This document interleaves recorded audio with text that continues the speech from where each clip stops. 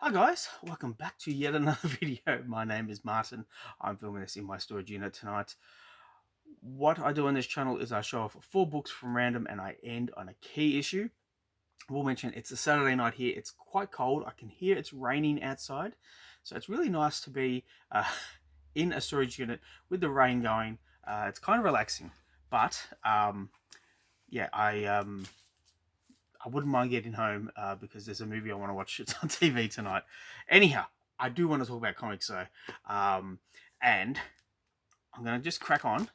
We have issue 75 of Aquaman.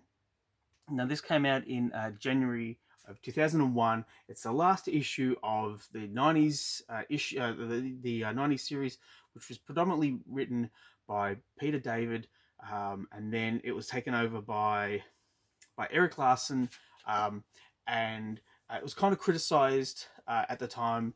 Um, I enjoyed it. I enjoyed Eric's run on this, but then we had Dan Jurgens, and Dan Jurgens had Steve Epton on art duties, and Dan really brought back the royal aspect of Aquaman, and brought a lot of love to the series, and I remember the sales weren't that great, and they were starting to come back up. But DC at the time thought it'd be a good idea to stop at issue 75, which I found disappointing because I was really enjoying this. And this was a, a story where um, uh, Aqualad was talking to his granddaughter about Aquaman, and there was just there was a lot of love shown to the character, and in my view, it was a real highlight of Aquaman's story.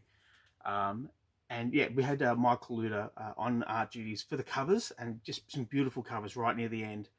So yeah, again, it was just disappointing that this series ended with this issue. The next one, and talking about Peter David, we have the Incredible Hulk, and this is issue 438, part of the Ghosts of the Future storyline, which was kind of interesting. You had obviously you can see the Hulk here, and where my finger is, we have his dad in the nuclear explosion. So this is a really cool cover. Um, I think Peter David's style of writing is better done. Better read just from start to finish. If you read it piecemeal, like I've had to, um, you kind of lose a little bit because it is like a drama. Peter always writes in this drama style where um, all the history is taken into account and played up sometimes for a comedic effect. He's a very skilled writer in that regard, but yeah, because I missed a lot of issues when this came out and had to buy them after the fact. I would read an issue like this, and then I wouldn't have the fourth or fifth part of the story, and I'd miss a little bit. Not to say that it wasn't enjoyable; it was very enjoyable. But yeah, just you need to read them all in succession. So there we go, the Incredible Hulk. The next one is Guardians of the Galaxy issue 26. Excuse me. Now I found this in one of the boxes up there, and this is an homage to uh, their first appearance, and the cover of their first appearance. Was it? Yes, yes, yes, it was. So we've got. Let's see if I can remember who they are. I'm gonna fail here. We've got Charlie 27. We've got Yondu. We've got Vance Astro, I think that is, and Martinex. Wow, I did remember. But and Starhawk, I think, is in the background here.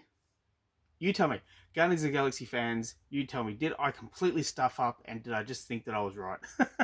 It happens, it happens. But yeah, just another series. I think if I had been reading from start to finish, I would have really gotten into it and really enjoyed it. But because I read these now after the fact, um, the the nostalgic love is kind of lost. Not to say that it's not good, but I think I'd need to have every single issue and read from issue one all the way through to the end. And it's doable. I think there's like 64 issues in this series. Um, Maybe that might be fun to do if I could track them all down. I don't think they're that costly, but yeah, there we go. Guardians of the Galaxy issue well 26. Now, the key issue for this video, I found this again up there, and I was like, oh yeah, that's right, this issue. Now, I pre-ordered this issue. I was reading this series and from the start, and it was just a complete dud. I was so disappointed that I read it for like 5 or 6 issues, 6 at the most, and I can't do this anymore. It's just there's nothing here. And then I found out that it was finishing with issue 10, so I pre-ordered issue 10, and when it came out, we were in lockdown, so I couldn't get it, and it had to be delivered to me. But the price of this book skyrocketed, and I knew I had it in my standing order. And then it arrived, I read it, and I was like, okay, all right, I read it. It's this issue. It's issue 10 of X Factor, and what caused this book to skyrocket was the death of Scarlet Witch.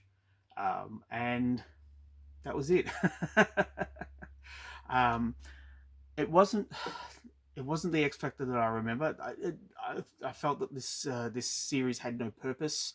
It was just a lot of talking heads. The action was terrible in that it was all in the background.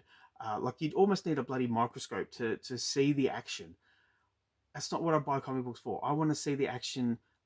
It needs to leap off the page. It needs to be exciting, and it certainly was not. And the personal dramas, I couldn't care. I just don't care. Maybe it's my age, but when you have 22 pages or even 20 pages, I think it is, of people just bitching and whinging, I lose interest. Yeah, but anyhow, the death of Scarlet Witch, it didn't take. She came back, but yeah, I remember this book skyrocketed in value and then quickly just went just tanked. But it's the key issue for the video, and I hope you've enjoyed this video. Please let me know what you think in the comments down below. Please like and subscribe if you wish to. I'd really appreciate it. Also, the movie that I wanted to watch, the one that I mentioned earlier, it's Twister. It's on tonight, and I wanted to see it. All right, thanks guys. I will catch you at the next one.